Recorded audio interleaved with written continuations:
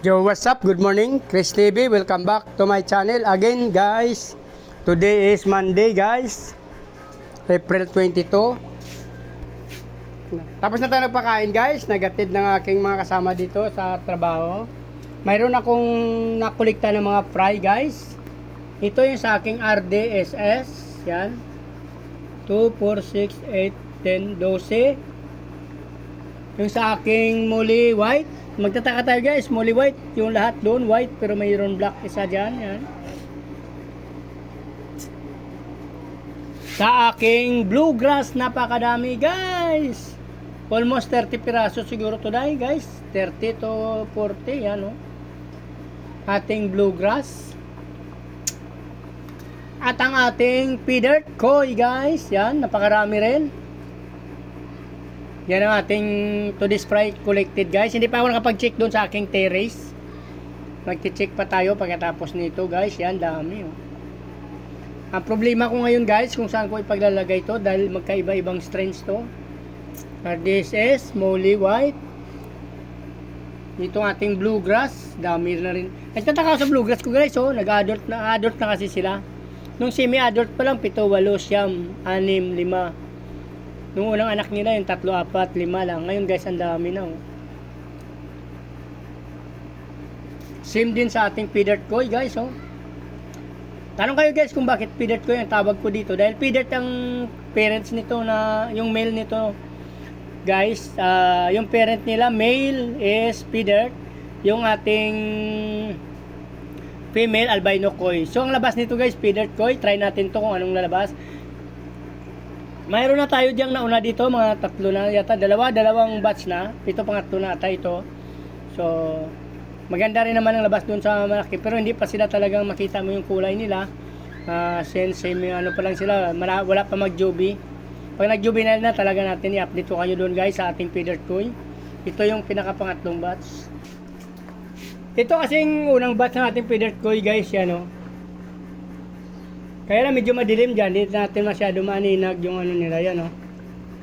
Yung laman niya. Yan. Yan, guys, may feeder koi na tayo dyan. Ilang piraso yan? 13, pero yan, oh.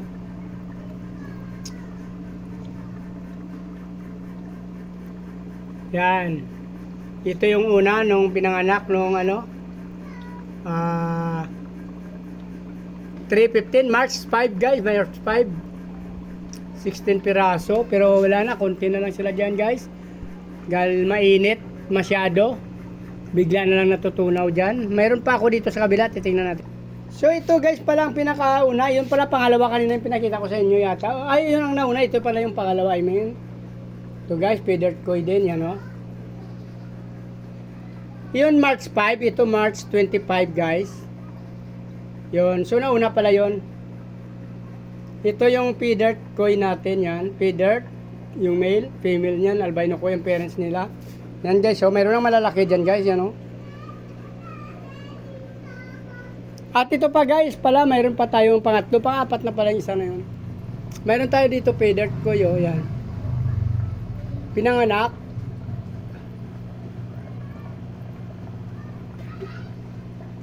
April 3. April 3 yan, guys. Ay, ito, April 3 to, yan, oh. Yan, ito pala yun ang una, pangalawa, pangatlo. So, pang-apat na pala yung ating fry na yun, guys. Ito yung pangatlo, guys, oh. Feeder koi din yan, yan. May akalo lang dyan na black musco, yan, oh. Hiking black molly. Yan. Mayroon dyan, 4. Yung 4 na malalaki na black, yan, guys, king molly yan. Black king molly, yung natitira dyan, guys, mga feeder koi na yan, guys. Ito yung pangalawa, ito yung pangalawa, ito yung pangatlo. Pangalawa, ito pala, guys, yung nauna. Yan. March 3 kasi ito. Feeder koi, March 4, yan. Yan yung feeder koi na una, guys. Ito yung pangalawa, yan. March 25. Pangatlo, April 3. Yan, ito, guys, yung pang ano na pala to, 1, 2, 3. Pang-4 na pala to, guys, oh. April 22 ngayon, guys, yan. So kung natapos nyo at nagustuhan ang aking mga video guys, please like, follow, subscribe my YouTube channel, Chris TV. Sama nyo na rin yung notification bell para updated kayo sa araw-araw na ina-upload kong video. So, meron din ako Facebook page guys, paki-follow nyo na rin, Chris Molino guys. Maraming salamat sa patuloy panonood at pagsuporta sa aking channel. Mabuhay kayo hanggang gusto nyo. Bye-bye!